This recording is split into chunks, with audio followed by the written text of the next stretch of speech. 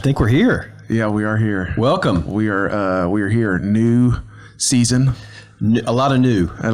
New season. New studio. Right. We're going to have some new guests.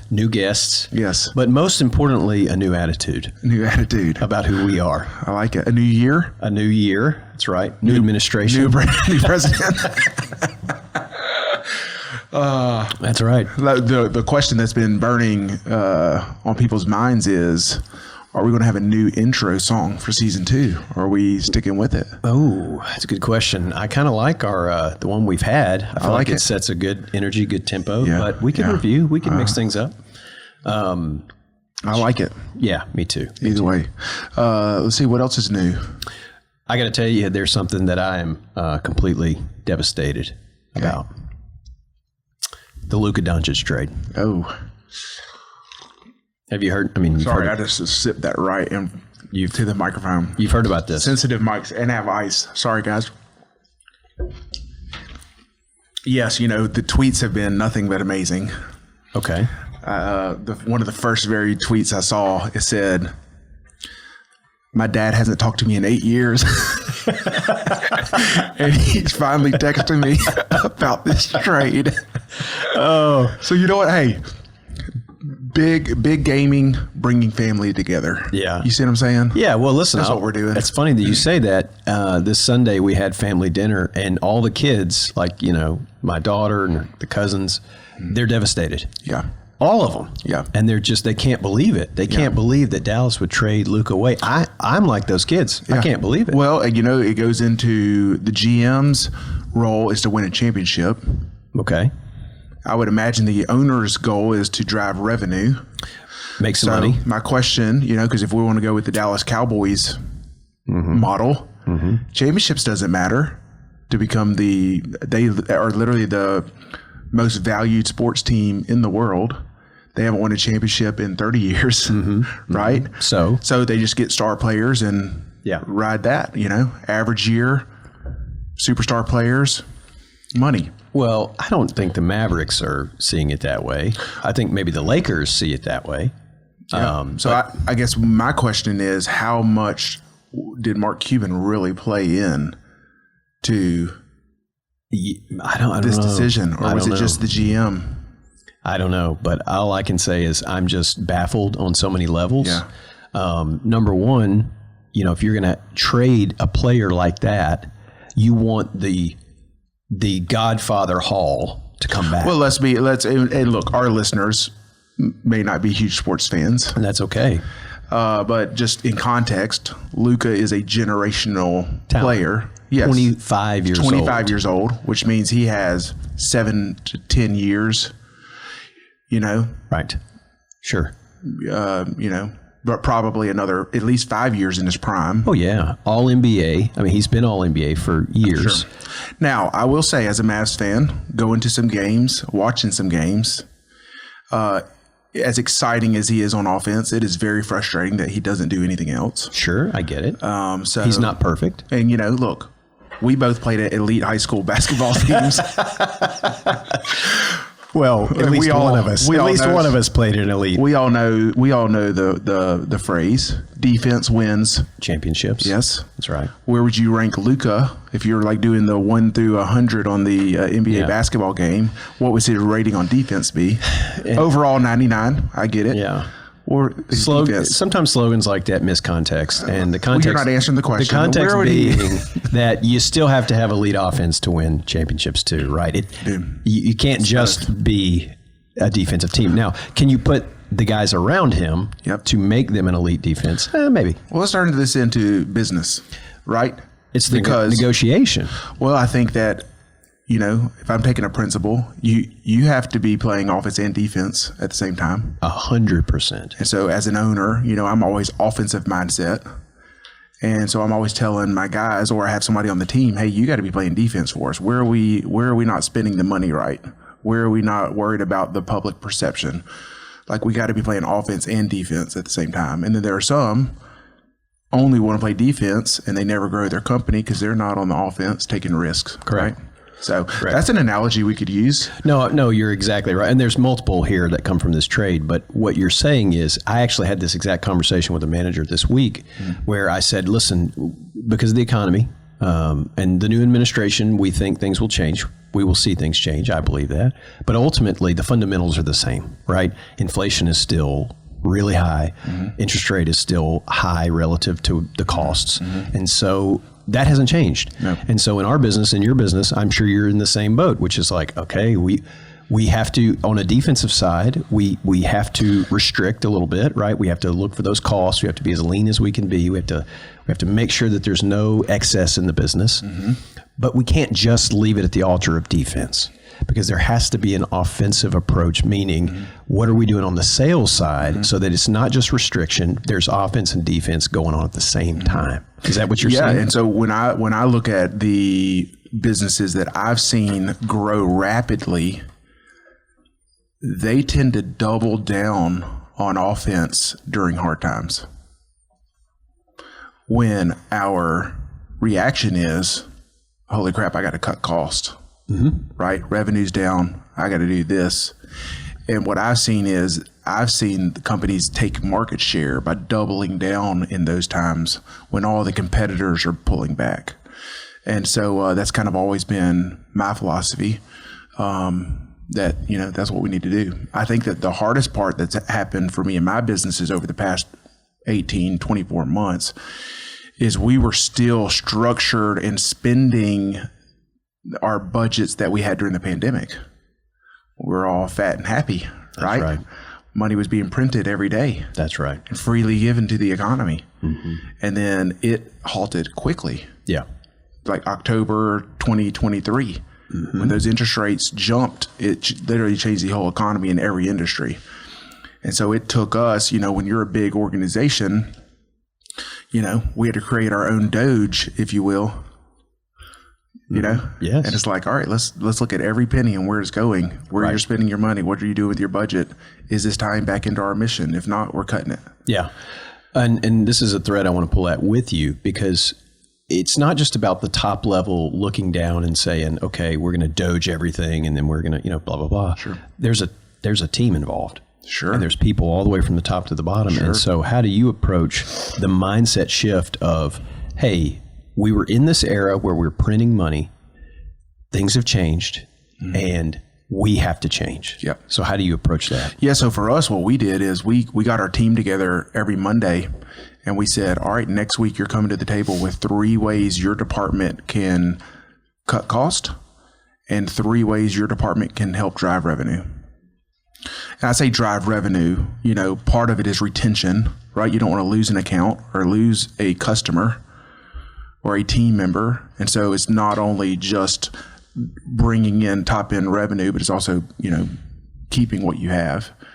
And so in the real estate business, it was what systems aren't being used, or what systems can we go negotiate a cheaper rate, or what systems can we replace that at a cheaper offering, if that makes sense. Yeah. So those were kind of 3 things we did. Like one off the top of the bat I can think of are billboards. We were doing a lot of billboard spend. And then we were like, well, we can have just as much reach, if not less, on social media for about 1/3 of the price. And so we had to create a new way to promote our agents, our top agents, rather than billboards. So that's just an easy one, right? Yeah. But then also it's like, the whole retention or driving revenue is like, okay, well, how do we, what do we need to be doing as a staff on a daily and weekly and monthly base to really tie in our relationships so that we're not losing anybody during this tough time? Because our real estate agents were pushed to the max too, right? Their business was down too. So that was it. We had our team members come up every Monday with 3 ways they're playing offense and defense. Every Monday? Every Monday. So did somebody win a prize or win an award for the best idea? Kept their jobs. Yeah. So, and that was some of it. We didn't have to lay anybody off, thankfully. Yeah. We did have some staffing change where we were able to consolidate a few things. When business was down, the workload for the staff was down. Right. Right. Because of course. And so we were kind of able to shift some stuff around. And then now we're actually starting to see it picking back up. So now we're thinking, okay, well, in our trajectory, the next 6 months, what else do we need to implement to keep up with the growth so we don't overwork our staff? Yeah. Yeah. So interesting. Yeah, but, I think, though, when I go back to it as well, you think of business in the Luca trade. We probably have both been in the situation where we're like, well, we could never lose this client or this income source, even though they are a headache. They don't really align with our vision, right? They aren't really doing the things that we would want them to do or portray, but we hold on to it because of the perception or the fear of what might happen. Fear. Yeah. Mostly. Then, so it's like, well, then what's your risk tolerance? And in my situation, when I look back at all of those moments, as soon as I made the decision to let that go, there was this pressure alleviated off of everybody in the company and myself, and we never took a hit from it. Yeah. We always found a way to make it back up. Well, you hear this a lot out on the Twitter spaces of the business folks, and some will say, X, thank you for the correction, that you hear people say, you need to be firing 20% of your customers every year. And it's like, okay, it's relative to your churn rate, right? Because if our business doesn't have a super high churn rate, so to fire 20% of our customers every year would be a really dumb thing to do. Yeah. And nobody's perfect, right? I mean, everybody's got their quirks. Yep. But ultimately, for me, I got to be very careful about the example. We can't just be like kicking people out every day. Right. That doesn't make any sense. Yeah. For me, I think that there's you can't make a blanket statement of, well, if we get sideways with someone, just let them go. Right. Because there's more to it. Right. Right. So if we get sideways with someone, well, first of all, let's figure out what happened to them especially if it's something out of the blue and they just call and cuss out one of your employees. Yeah. Right. Well, then it's just a conversation. Hey man, we can't have that. Now if it becomes a pattern, then obviously, there's something going on that is not going to correct. Right. So, right. And listen, for us, at least, it's a very, very minuscule the smallest fraction of folks that just you look at it and you say, you know what, this is the juice worth the squeeze? Yeah. And the answer is, there's a lot of juice maybe, but maybe that squeeze is just killing you. Yeah. Or wearing your team out or draining or your resources, killing morale. Yeah. And look, 80-20 rule is the thing, right? And it is true. When I think of property management, out of my two companies, we might have over, around 700 assets under management. It is true that 20% of that portfolio makes up 80% of our work, right? And so there is something to be said for that. Not saying want to get rid of that 20%, but we do want to evaluate it, and there might be 5% we need to get rid of, right? And so, but yeah, it's difficult, especially whenever you're on really thin margins and you're making moves and you're scaling. It's like, well, because it could be perceived as a step backwards. There you go. Absolutely. But then it goes back to, the biblical principle. I remember Jason always talking about this principle of pruning, right? And I can't remember what the plant was, what the crop was, but that they would prune it for 7 years before they would see it grow. But then when it did grow, it grew, it was compounding growth. Yeah. And, I think the word seems like really cheesy now, but the reality of trying to have an abundance mindset when you face a situation like that, the reality is that, what, there's a lot of opportunity out there. There are, and it takes more work. It takes more energy. It takes more focus. But the reality of it is that if you treat these situations like it's all zero sum and it's all tight resources and we're all going to starve, that may prevent you from making the moves the pruning that you're talking about. And so having the abundance mindset, which sounds like a name it, claim it, like power slogan, Yeah. But the reality of it is that no, there are a lot of opportunities out there, but you got to be hungrier and you got to work harder. I see a victory. Yes. Yeah, I think so. I think that it comes down to really what's the treasure, like what are we really after? And we've talked about that a lot. Yep. But if we're idolizing our money, or if we're idolizing our business, like to idolize something, you have to demonize a threat to it. Right? Oh. And so like if I'm idolizing, I'm the best company there is, and like that is my treasure. Well, then I have to demonize and personally attack all of my competitors. Yeah. Right. And then I hear of a new competitor coming into town. Right. So there's no other way. And that's just a horrible way to live. Right. Right. Because I've lived in that space before. And I'm like, find myself having ill will towards somebody. I'm like, I don't even know this person. Yeah. Right. Yeah. Or the money thing. Right. I mean, then you're like, if you're idolizing that balance sheet or that spreadsheet, right, then, I mean, any cost or any employee loses you money or a customer does leave, right? When a customer leaves, it's not, what can we do to be better so we don't lose another customer? It is like, well, that guy's a piece of crap anyways. We should have let him go a long time ago, right? Yeah. And so that's really the mindset. You kind of justify it after the fact. Oh, I'm great at reframing. Yeah. 7 on the Enneagram. I reframe everything. Yeah. Even this podcast. Yes. So one, it's interesting. You're talking about your competitors, and listen, it's a very natural instinct.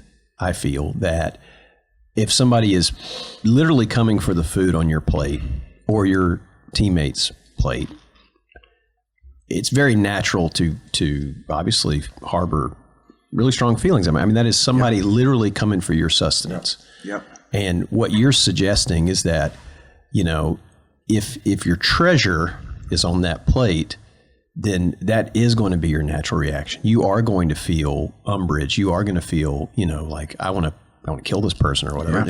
Not kill them. How dare? Yeah. I mean, yeah. Well, I mean, take it back to our instincts. When we get angry, our instinct is to punch somebody. Yeah. Yeah. Like that's ingrained in us, right? Maybe harm someone. Maybe not kill them. That was a little extreme. Yeah. We just want a little pain. Right. Yeah. You just want to kind of take them out for a little while. Yeah. I think that, you think of it going back to the Luka trade, right? It's not like they're trading him to a different sport. They're trading him to a competitor in their conference. They have to go and compete against this guy. That's now. Right. And I feel like they will come to regret that, but yeah, absolutely. We'll see how that finishes. But yeah, I think that that's really the thing is not. We should always be holding up a mirror of how can we get better. Yeah. Right. And so it's not this. What we don't want to do is to change who we are to chase people. We don't want to change who we are so there's the phrase, and I've said it before in this podcast, but what reaches people keeps people. Of course. Right. And so if to keep an account or to keep somebody or a customer, I'm going to change my processes. Well, now I have to change that process, and then next time they come back, I got to change it again. I got to keep. Yeah. And that can be a dangerous thing to be in, right? Well, it's just creating unlimited menus. Yes. And that's hard on the kitchen, right? Yep. So we don't want to get into that place, but we do want to say, well, what was more valuable at the other place for them to go do that, and is that worth us matching that value? Yeah. Sometimes it's not. Right. A lot of times it's not. It might not be a clean fit. Just because someone else has a business model that devalues their worth, I'm not going to go match that. Right. That's why I'm like, hey, my competition is not these guys. Right. They're playing on a whole different battlefield. Yeah. Right. The points they're keeping is costs. Price usually. Exactly. And so we've talked about this before, right? And so then it's going back to, okay, well, what's the value we provide? Yeah. And how can we strengthen that? So a fun little story, you were talking about your competitors, and I've come to realize that I have a situation in my own life. So I'll just kind of break this down for you. And I'm happy to say it. Look, in our marketplace, I've got someone that I really respect that we compete against every day. And Mr. Lowe's. No, I don't view not him. Yeah, this is a personal relationship. I'm struggling with a with someone that I would actually call a friend. I think I've got to know this person. I really respect him. I really respect what he's done. Okay. But at the end of the day, yeah, absolutely. It's sticky. It's hairy. Yeah. And I've come to embrace our relationship as something like a friendly nemesis. Okay. So let me unpack this. Every day I wake up, just about, and before I go to work, I'm thinking, okay, this guy is going to outwork me today. Yeah. And I've found it to be the most energizing, engaging thing. Mm-hmm. One of the most energizing things that I've had in my, kind of motivational toolbox. And it's been great because at the end of the day, I wake up and I can't, it's like you realize, like, hey man, I got my foot off the gas. And I know somewhere he's out there like grinding. Yeah, yeah. It's like, I guess what Kobe. Well, or I think that we almost have to create that ourselves. It's do. Blaring. That's right. That's it's blaring when something big happens. Mm-hmm. But on a normal, it's easy to. So I went to growing up every summer. We went to Dixie basketball camp. Not sure they call it Dixie basketball camp anymore. That's where it comes from. Yes, and that was in Macomb, Mississippi, at a junior college. Okay.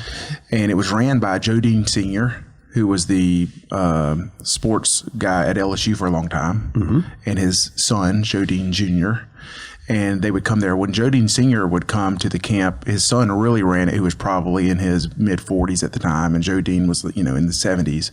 But he started he would bring all the camp together, 300 kids. And this gym we're playing in has no air condition, middle of summer. And they called it the Dixie Basketball Camp and Country Club. So, but anyways, he would come in and his just old raspy voice, and he's like, every morning in Africa, a gazelle wakes up. You've heard this? Mm-mm. And that gazelle knows that it has to run faster than the fastest lion or is going to get eaten. Every morning in Africa, a lion wakes up, and it knows it has to run faster than the slowest gazelle or it's going to starve to death. Mm-hmm. Yeah. And they would say, who are you chasing? Who's chasing you? Oh. Yeah. Wow. And then he would say something like, well, what's our solution? And we would say, sweat, sweat. We love sweat, sir. Pretty much what you're saying is the solution is working. Yeah. Right? Is effort. Right. Right. And that's sweat. It's effort. It's a great way to teach that lesson. Yeah. And what a good thing to instill in a bunch of kids, I guess, at the end of the day. But for me, it is easy because as a business owner, you go through a whirlwind of emotions and motivations. Yeah. You go through peaks where you think, we're like the worst company out there. You go through peaks where you think we're the best out there. You go through everything in between. And sometimes it's just one piece of feedback out of context that you hear that makes you question everything. A guy will come in and say, things have changed around here, man. And you're kind of looking around going like, I don't see it, but I'm listening, Yeah. But having that, at least for me, having somebody that I wake up and I know like, hey, I know because I respect this person. I know them and I know that they're smart and very, very capable and that they're going to be working hard today. Yep. And that means I'm just going to have to step up another level. I can't, get lazy. I can't, number one, our team requires that I don't become lazy, but it's just it's like you said, it's like that lion that's coming for you and sweat, sweat, sweat, that's a great way to look at it. Yeah. Well, then I think through, when you think through parenting, I think through like a lot of what drives me and has driven me is not growing up with much, having to fight for what I have, and then I think of like my kids, I'm like, they haven't experienced the difficulties that I had to go through. And it wasn't even that bad, right? Yeah. I just didn't get the Nintendo until 3 years after it came out. How many gazelles could they chase down right now? Ooh. They would have to find like the injured coyote. Yeah. That is interesting to think through. So where we at on time? Hey, we need to, before I forget, and we keep going, but we actually have official sponsors this year. Oh, we have official sponsors. Say more about these sponsors. So we're going to have 4 sponsors and we're going to shout them out every episode. Yes. Okay. So first, Priority Roofing. They're a locally owned, family-ran business that specializes in residential and commercial roofing. Great people. One thing I love about them is that they will literally drive 45 minutes to go fix one small leak, right? They really value that relationship. So repairs, replacements, no job's too small. Over the past several years, they've helped thousands of homeowners, landlords, business owners with their roofs. They've helped and me, leaks. by the way, with my leak on my roof. Oh, wow. Yeah. Yeah. Great It's a job. fairly new roof. Well, this is a store. It's a metal building. So came in and knocked it out. Oh, nice. I have more, so I need them to come back. Okay, there we go. Yeah. So they call the office 318-202-2123, 318-202-2123, or visit their website, PriorityRoofingLLC.com. Yep, they'll get you taken care of. The other one is Plumber for Hire. Locally owned plumbing company, specializes in residential and commercial plumbing. It could, a leak under your sink, a small leak, or it could be building a new commercial building. They can help you with big, small, whatever it is. You might see them driving around town. I see them all the time. Give them a wave. It's interesting because people think that's a franchise, but it's not. Yeah. It's just a... Well, I really like David Hughley's lunch updates that I catch on social media. Okay, shout out to David. Shout out to David. Yeah, give him a wave. It's a picture of rice with a picture. It's rice. It's like rice. Lunch. Yeah. So, one of the things that's difficult with trade companies is they're so busy, there's just a lot of, especially when weather happens, something like that. But these guys, Plumber for Hire, prides themselves on getting to every job that comes in, and usually within a day. So good stuff. Call them 318-709-9090, 709-9090, or go to plumberforhiresbc.com. And here's the third one is Clint Davis Counseling. Clint Davis is a friend of mine. He's been meaningful in my life. He actually is letting us use his studio. This is his studio. Thanks, Clint. Their mission is helping people make lasting internal change for external growth and success. They provide professional counseling, education, and resources to Shreveport Bossier. They have a few offices. We're in the Bossier location. They have a Shreveport location. They might have another Bossier location, not sure. They want to provide lasting internal and external change for couples, families, and individuals to see people be healed, restored, and changed into the people they were designed to be, and help them recover from the trauma of their past. So can't recommend them enough. Personally, use them. My family's used them. Absolutely. A lot of my friends. In fact, usually whenever I go to an appointment, I'm high-fiving somebody like we're a tag team on wrestling. Somebody I know is coming out and I'm walking in. Yeah. So it's good stuff. Well, and you worry in today's day and age when you hear the idea of like, hey, I'm going to go see a counselor or a therapist. You worry that if you go in, they're going to sit down with you and you're going to start talking. And they're going to say, I think you're a cat. Yeah. I think you've been a cat your whole life, and you should just live your. Well, I think that for me, and they're not going to do that, is what I'm saying. They're not going to do that. They're not going to teach crazy hokey stuff, but also we tend to avoid because we think we're alone. Right. We think we're the only ones with this problem or this issue, or fighting with our spouse, or having kids that are crazy, or hating our jobs, or having thoughts of depression, or whatever it is. And when you go in, you start hearing, hey, I talk to people all day long that have the same problem. Yeah. This isn't just you. And the good news is there's a solution out there. Right. So anyways, good stuff. ClintDavisCounseling.com, or call 318-562-6903. That was their number on their website. I hope that's like not a cell phone or something. So anyways, 318-562-6903. Then our last one, of course, is Ivy's. Ivy's Building Materials. Yes, we have now 3 locations in Houghton, Blanchard, and Mansfield. Oh, yeah. We are a family-owned firm started in 1969 by Mac Ivy. We are a Northwest Louisiana's only home center format that's locally owned. So that means we do a hardware store where you can come in and get advice on plumbing, electrical, paint, etc. But we also run pro lumber yards as well, which means that if you're going to build a house or commercial building, do a big remodeling project, roofing, what have you, we sell building materials by the truckload. We buy them by the truckload and sell them by the truckload. So it's a combination of businesses, I think, that is unique in this market. And plus, we're driven by our mission, improving lives one sale at a time. That's something that we extend for our customers as well as our team members. And you can find us at IVEY Lumber, ivlumber.com, or Google us and then call the local store that's close to you. But we'll deliver. We'll deliver to you. They do deliver. I have a project going on at my house right now. Yes. It's great. I can't wait to see the pictures. Yes. So good stuff. Yeah. Great stuff. Okay.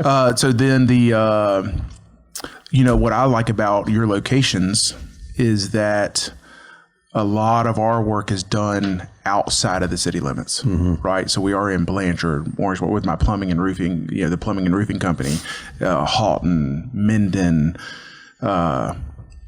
south side of town, north side of town. And so in the past, you're working in Blanchard, if you will. I mean, it would be a long drive to the Home Depot on Vines Road. Right? It was. Now you have everything we need right there. It's really great. Yes, thank you. So thank you. They sponsor last year, sponsor this year, and we are excited to have them as a sponsor. Yes, it's the worst is like you have this idea, this home, this like a Saturday project you want to handle, right? And then you wake up and you're like, oh yeah, okay, I got 4 of the 5 things I need. Yeah, you're like, now I got to drive 30 minutes to go get this one thing. Yeah. Then of course you're going to stop, get some donuts, maybe some breakfast, or your wife might be like, hey, since you're out, why don't you pick up the kids' lunch? I mean, I don't know if that's happened to anybody else. It turns into a thing. Yes. And so it's like, okay, now I'm back. I'm not even starting my project till 1 o'clock in the afternoon. Yeah. I was supposed to do it 10. Get in, get out. And for me, it's like Traeger pellets. Like I'm out of Traeger pellets. Oh. I'm trying to start this. Yeah, you've already 8-hour cook. You've covered this, and I've got half a bag. Yes, and so I need those pellets. Yes, or start running low. That's right. Yeah, run to Ivy's, get you some pellets. It's that kind of stuff. Yes. All right. Great. We're very grateful for our sponsors. They help us make this show happen. Yeah. And this show is about local business, so we want the sponsors to be local businesses. Yeah, I think that's really. And we had lunch a couple weeks ago and just kind of reiterated. Our heartbeat is to promote and highlight local businesses. Yeah. 100%. I mean, it was very hard to turn down that $50,000 check from Target, but I think it was the right thing to do. Yeah. Well, we're standing on our principles. That's right. It's going to be a better show because of it. Yeah. So did you eat lunch yesterday after we left? You were supposed to go eat lunch. Did that not work out? I did not. Okay. I made the healthy choice. I've been trying to turn as the new year comes, as most of us, this happens. So when the holidays come, you might pick up a few extra pounds. You might. Right? I mean, that Christmas meal and then New Year's and you're not working out as much. Yeah. So I was going to go to the new Raoul's Deli in town. Oh, yeah. Because I've seen pictures of this food. I've seen pictures. And I'm like, oh my gosh, that looks incredible. Yes. It looks so tempting. Yes. Like this big shrimp burger with cheese just hanging off of it. Fries, loaded fries with like etouffee on top of it or something. It's just a lot. But I feel like you have to have a pretty empty calendar the rest of the day.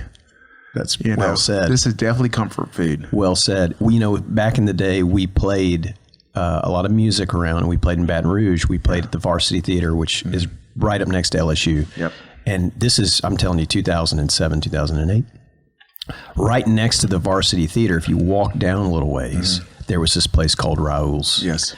And it's the same Raoul's that's now come to Shreveport. So back in the days when we would play those shows and we would have a certain state of excitement at the end of the night, we would be in a certain state of mind, a certain frame of mind. If you're following me, we would go down, to Raoul's, and sometimes Raoul would be in there, and it was hilarious.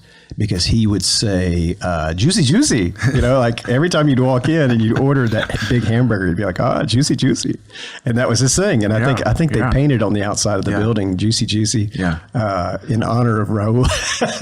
Do you feel like your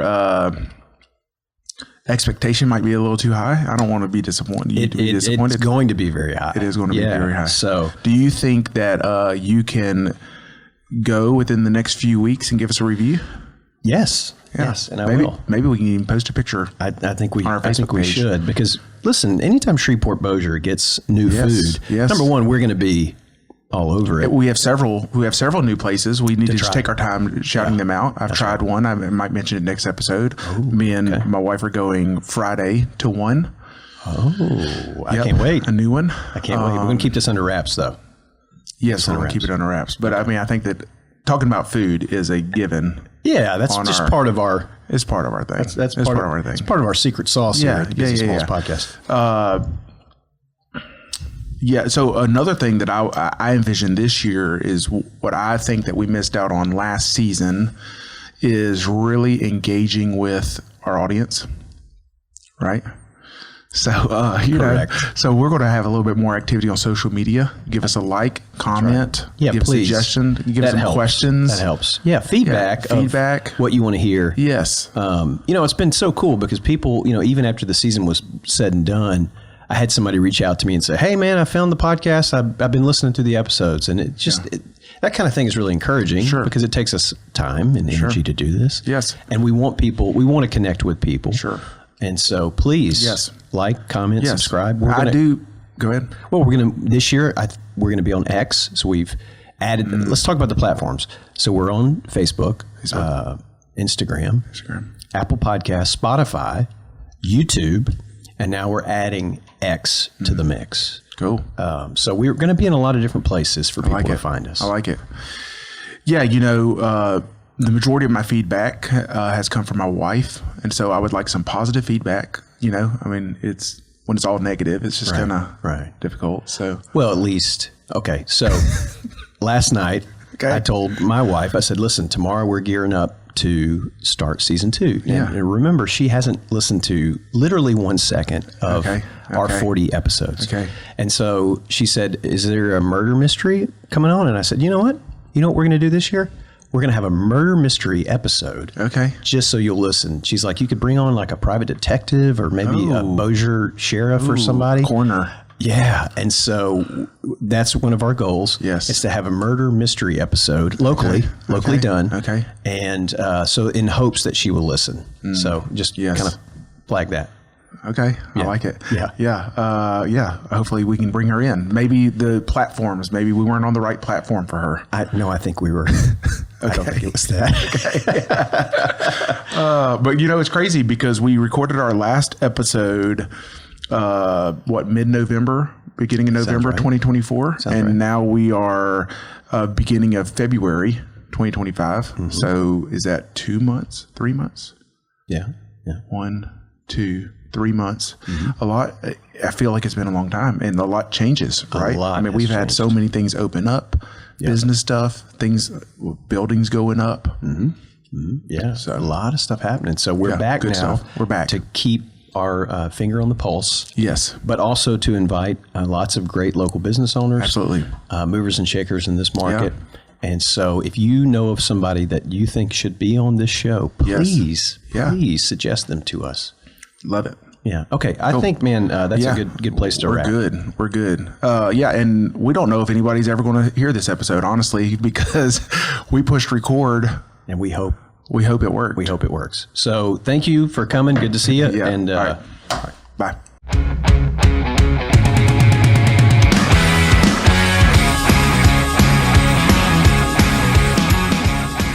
You did hit record, right? Let's see.